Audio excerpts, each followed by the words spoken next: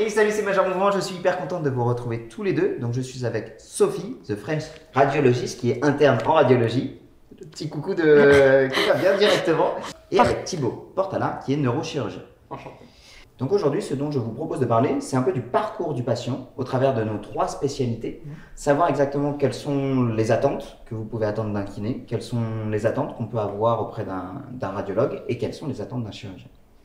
Donc aujourd'hui en kiné, ce qui est passionnant, c'est que le paradigme a vraiment changé, où à une époque on cherchait toujours à protéger le dos, et au contraire aujourd'hui on cherche plutôt à exposer le dos progressivement au mouvement, à la charge, de comprendre que souvent le mal de dos c'est un peu plus complexe que seulement une anatomie, mais qu'il y a tous les facteurs aussi qui sont autour. Et en fait tout ça on va l'évoquer au cours du bilan.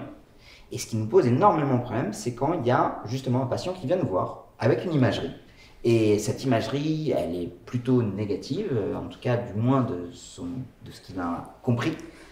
Sophie, est-ce que tu peux nous expliquer ce que c'est la discordance radioclinique? Ouais. Alors souvent en fait, il y a une différence entre les symptômes du patient. Donc par exemple, nous on va nous adresser à un patient qui a une douleur du rachis à un étage lombaire, par exemple en L4, L5, qui irradie dans le membre inférieur. Donc c'est une sciatique en L4, L5 par exemple. Donc le patient donc, va... Le nerf sciatique, devant un neurochirurgien, le nerf sciatique qui sort entre les 2 étages, L4 et L5. Tu as pris L4, L5 ou L5, L5? J'ai pris L4, L5. Entre L4 et L5, qui va sortir et qui peut nous donner soit un trajet un peu sciatique, voire un peu crural éventuellement, et qui va après toi derrière, tu vas chercher quoi au niveau de la radio? Alors en fait, je vais voir s'il y a un conflit disco-radiculaire, c'est-à-dire je vais regarder au niveau du rachis si une racine nerveuse est coincée quelque part. Donc je vais chercher s'il y a par exemple un disque qui le comprime. Bon, c'est plus rare, ça peut être une tumeur qui le comprime. Si par exemple il y a de la graisse épidurale, enfin une structure, en fait je vais regarder quelle structure anatomique est à l'origine de la douleur. Et parfois, il y a une discordance radioclinique dans le sens où le patient se plaint de cette douleur, il a vraiment une symptomatologie, mais à la radiologie, on ne voit rien. Et le cas contraire, c'est un patient qui n'a pas mal à un endroit, mais nous, à la radio ou au scanner, on va voir qu'il y a une anomalie radiologique. On peut voir par exemple parfois un disque qui sort de sa place, en fait, qui va déborder un peu au niveau du canal rachidien. Donc le disque déborde dans le canal rachidien, mais il n'y a aucune conséquence clinique. Donc c'est les 2 cas. Ou radiologiquement on voit quelque chose, mais cliniquement il n'y a rien. Ou alors cliniquement il y a quelque chose, mais radiologiquement il n'y a rien. C'est ces 2 cas. Rien à la clinique, rien à l'imagerie, et avoir une imagerie qui concorde à la clinique. Exactement. Donc ça, c'est vraiment entre guillemets les 4 cas qui peuvent arriver au patient. Aujourd'hui, toi Thibaut, quand tu as un patient qui vient te voir, il a fait toutes les cases, le médecin, le kiné, le radiologue, il vient te voir pour un avis chirurgical. Est-ce que tu te contentes uniquement de regarder l'imagerie? Est-ce que tu lui fais un bilan clinique? Alors, ce qui est très important, c'est de déjà savoir pourquoi est-ce qu'il vient, où est-ce qu'il a mal, quand est-ce qu'il a mal, depuis combien de temps. Parce que des fois, ça fait très peu de temps et ça passe tout seul, ou ça fait très longtemps et du coup, c'est chronicisé. Ce qui est réellement intéressant, c'est de savoir quelle est la topographie radiculaire, si jamais ça va concorder avec ce qu'a trouvé le radiologue, avec ce qu'il a pu voir avec son kinésithérapeute, et de savoir si l'image que je vois sur son imagerie, enfin sur son IRM, sur son scanner, coïncide bien avec sa douleur, et est-ce que les 2 sont liés? Parce que ce n'est pas toujours le cas. Est-ce que ça vous dirait que je vous montre un peu à quoi ça ressemble de la kinésithérapie sur le Uber à J1, à J20 et à J60? Allez. Juste avant de vous montrer les exercices, on a quelques questions à vous poser, on va voir un peu nos réponses. Go.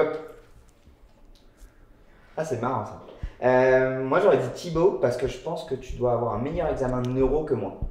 Notamment j'ai mis sur des drapeaux rouges. C'est-à-dire que quand il y a une atteinte motrice, moi je suis pas bon du tout. C'est possible, mais je me centre plus sur quelque chose qui m'intéresse, c'est-à-dire les douleurs radiculaires ou les lombalgies, et le reste, malheureusement, je suis un peu tributaire de mon kinésithérapeute pour vraiment faire le bilan complet. Pour le musculo-squelettique... Ouais, c'est vrai. Cool. J'ai mis des points d'interrogation parce que je suis pas sûre d'avoir compris la question. Moi, c'est Thibaut parce que la chirurgie, c'est un milieu qui m'a toujours passionné sur l'aspect manuel et maîtrise de soi pendant des très longues périodes. Ce serait plutôt Sophie, parce que c'est quand même elle qui, par sa capacité radiologique, va m'adresser des patients, va me donner des indications ou à réfléchir sur qu'est-ce que je peux proposer de plus intelligent pour mon patient. Moi, c'est Major, parce que c'est bien. Je n'ai pas compris la question, j'ai dit ah non, pif.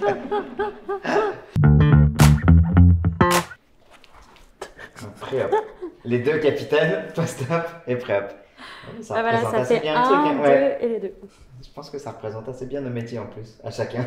Là où on se sent le plus utile en vrai. C'est ça. Ouais. Cool. Parfait.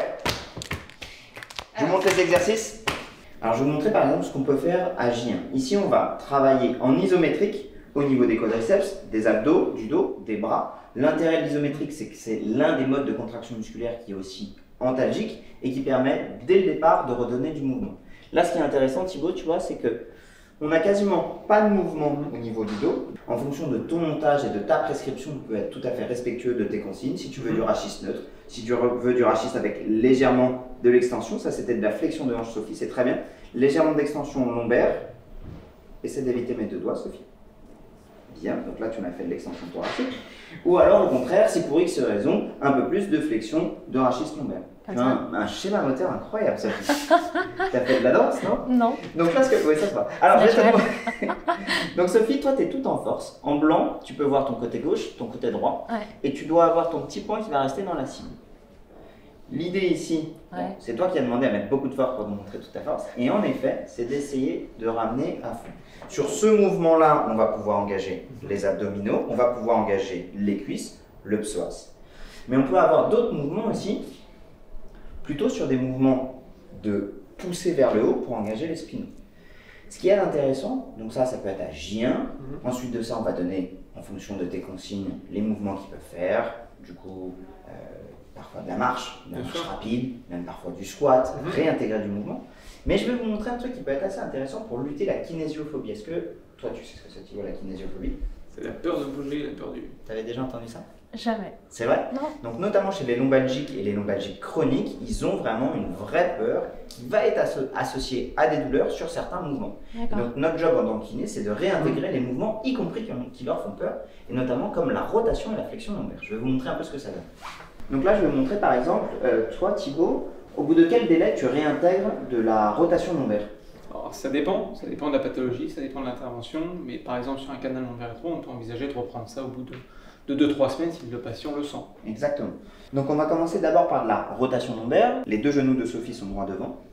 Et tu vas voir Sophie, ça va tourner. Tu essaies de garder toujours le petit point, pour l'instant qui est rouge, dans la zone bleue.